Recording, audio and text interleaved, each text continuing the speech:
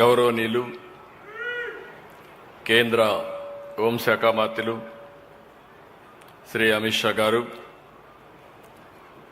కేంద్ర civil aviation minister అయినటువంటి రామ్మోహన్ రెడ్డి గారు,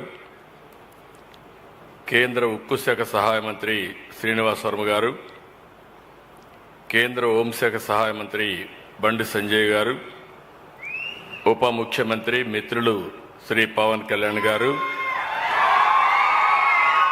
రాష్ట్ర మానవ వనరుల శాఖ మంత్రి లోకేష్ గారు, రాష్ట్ర హోంమంత్రి అనిత గారు, రాజమండ్రి పార్లమెంట్ అధ్యక్షురాలు రాష్ట్ర బీజేపీ అధ్యక్షురాలు శ్రీమతి పురంధేశ్వరి గారు, కేంద్ర హోంశాఖ కార్యదర్శి గోవింద్ మోహన్ గారు, NDRF director general Piyush Anand గారు, ఇతర అధికారులు, ఎన్డీఆర్ఎఫ్ 10వ బెటాలియన్ దళ సభ్యులందరికీ పేరు పేరున మనస్ఫూర్తిగా నమస్కారాలు, అభినందనలు, శుభాభినందనలు. ఈరోజు మనందరం చూస్తే సౌత్ ఇండియాకు 5 రాష్ట్రాలకి యూనియన్ టెరిటరీస్కి అంతింటి కూడా ట్రైనింగ్ ఇచ్చేట్టుగా ఎన్డీఆర్ఎఫ్ ఇక్కడ పెట్టాం. ఎన్ఐడిఎం కూడా ఇక్కడనే క్యాంపస్ 2 కూడా ఒకటి ఇనాగరేషన్ చేసుకున్నాం.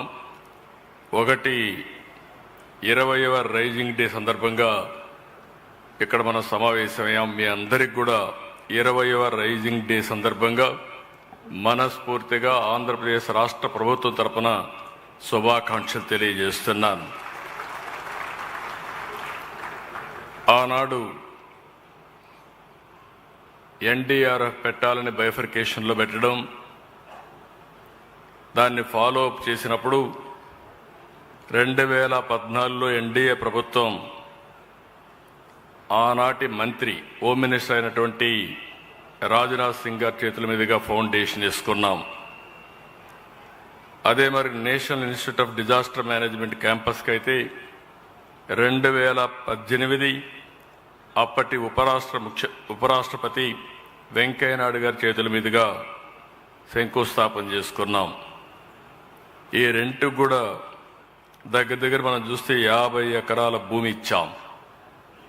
ఈరోజు పూర్తి క్యాంపస్ పూర్తి చేసి అమిత్ షా గారి చేతుల మీదుగా ఈరోజు ఫౌండేషన్ మళ్ళా ఇనాగరేషన్ చేసుకున్నాం. దీనికి మనస్ఫూర్తిగా కేంద్ర ప్రభుత్వాన్ని అభినందిస్తున్నాను.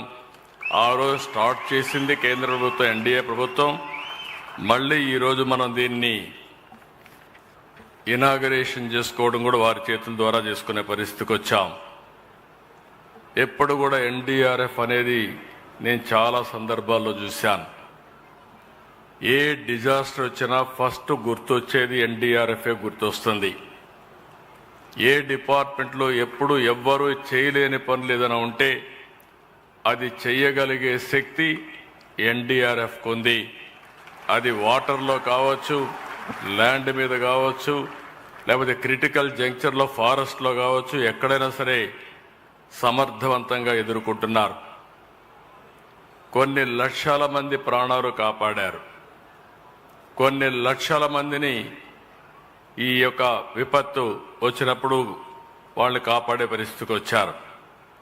మన దేశమే కాకుండా విదేశాల్లో విపత్తు వస్తే 2011 జపాన్ ట్రిపుల్ డిజాస్టర్ వచ్చినప్పుడు, 2015 నేపాల్లో డిజాస్టర్ వచ్చినప్పుడు, 2023 టర్కీ భూకంపం వచ్చినప్పుడు సేవలు అందించిన ఘనత ఈ ఎన్డీఆర్ఎఫ్కే దక్కిందని చెప్పి కూడా నేను మీకు తెలియజేస్తున్నా.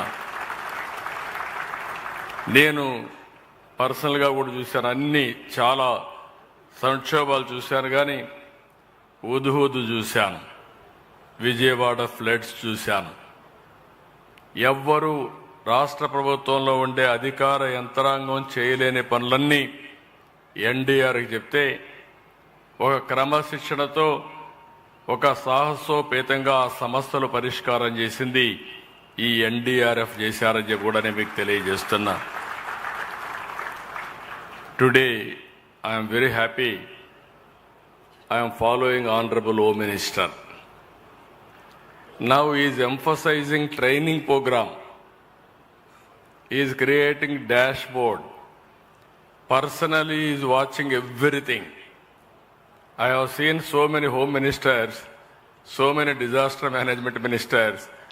Today I am seeing very, very important leader who is bothered about disaster and also not only creating equipment or human resources, but at the same time, how to train them meticulously is focusing. I really appreciate him.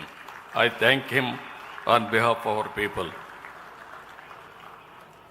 You are seeing as on today, our Home Minister is very, very determined. He wanted to protect every citizen in the country, nook and corner. It may be any law and order problem, he wanted to address very effectively. It may be terrorist problem, or Naxalite problem, or some other issue. Every issue is working very effectively. Sometimes I am jealous. He is working very hard, just like machine. Earlier I have seen so many politicians always cutting ribbons and giving speeches, not going details. I am seeing a person who is going to details with minute details. Just now, NDRF has given a presentation. And also all equipments what they are using, they have given presentation. Home Minister is watching very closely. I am thinking he is having so many ideas in his mind. In the near review, he is going to implement all those ideas for the disaster management. That is how shrewd he is.